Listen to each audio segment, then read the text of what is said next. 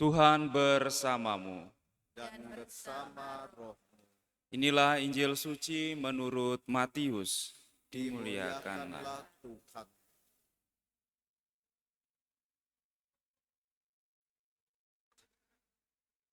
Pada waktu itu Yesus masuk ke kota Kapernaum. Maka datanglah seorang perwira mendapatkan dia dan mohon kepadanya. Tuhan, hambaku terbaring di rumah karena sakit lumpuh, dan ia sangat menderita. Yesus berkata kepadanya, Aku akan datang menyembuhkannya. Tetapi perwira itu menjawab, Tuhan, aku tidak layak menerima Tuhan di dalam rumahku. Katakan saja sepatah kata, maka hambaku itu akan sembuh. Sebab aku sendiri seorang bawahan, dan di bawahku ada pula prajurit. Jika aku berkata kepada salah seorang prajurit itu, pergi, maka ia pergi. Dan kepada seorang lagi, datang, maka ia datang. Ataupun kepada hambaku, kerjakanlah ini, maka ia mengerjakannya. Mendengar hal itu heranlah Yesus, maka ia berkata kepada mereka yang mengikutinya,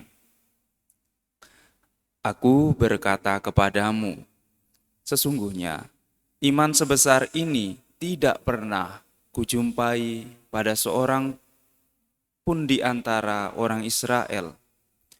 Aku berkata kepadamu, banyak orang akan datang dari timur dan barat dan duduk makan bersama dengan Abraham, Ishak, dan Yakub di dalam kerajaan surga. Demikianlah sabda Tuhan. Terpujilah Kristus.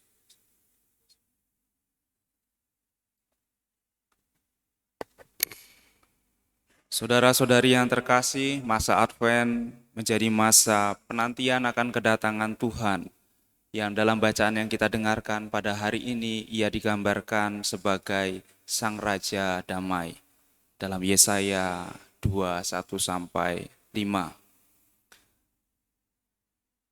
Sang Mesias datang untuk semua orang, dan orang yang menerimanya akan melakukan perubahan diri. Itulah yang digambarkan dalam Yesaya, di mana orang mematikan apa yang bisa membunuh dan mengubahnya menjadi sesuatu yang menghidupkan. Orang yang menerima Sang Raja Damai akan beralih dari budaya kematian kepada budaya kehidupan. Digambarkan dengan orang-orang akan mengubah pedang menjadi mata bajak, mengubah tombak menjadi pisau pemangkas yang bisa merapikan sulur-sulur dari pokok-pokok anggur ataupun dari pagar-pagar. Dan juga orang yang menyambut Sang Mesias mengubah keinginan untuk berperang menjadi berjalan dalam terang Tuhan, yaitu damai. Maka para saudara, kalau kita melihat kenyataan dunia zaman ini yang seringkali menunjukkan budaya-budaya kematian, budaya membuang, orang dilihat dinilai dari manfaatnya. Ketika orang sudah tidak bermanfaat, orang mudah saja membuang. Seperti orang membuang HP, berganti HP dengan mudah, laptop, segala jenisnya. Dan itu kebiasaan membuang itu, mematikan itu juga tidak jarang akhirnya menyentuh pada hubungan sesama manusia.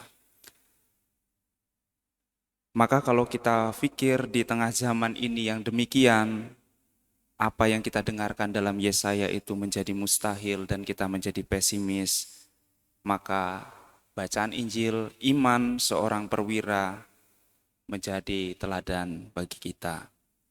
Bersabdalah ya Tuhan, maka semua akan terjadi. Maka kedamaian akan tercipta kalau masing-masing kita mendengarkan sabda Tuhan. Di badan saya ini sedang tidak damai karena gigi saya sedang menghajar gusi depannya.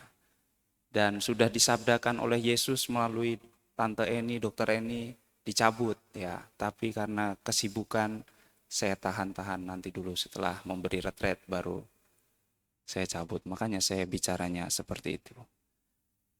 Nah, dan ketika permasalahan ini diambil, saat itulah damai akan terjadi. Maka mari di masa Advent ini kita mencabut budaya-budaya mematikan di dalam diri kita. Entah itu tidak mempedulikan, entah itu dendam, entah itu marah. Dan kita ubah tenaga kita untuk marah, untuk dendam itu menjadi sesuatu yang lebih bermanfaat bagi diri sendiri, sesama, dan dunia.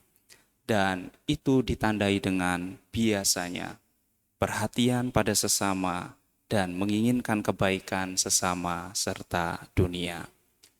Semoga Tuhan memberkati kita. Amin.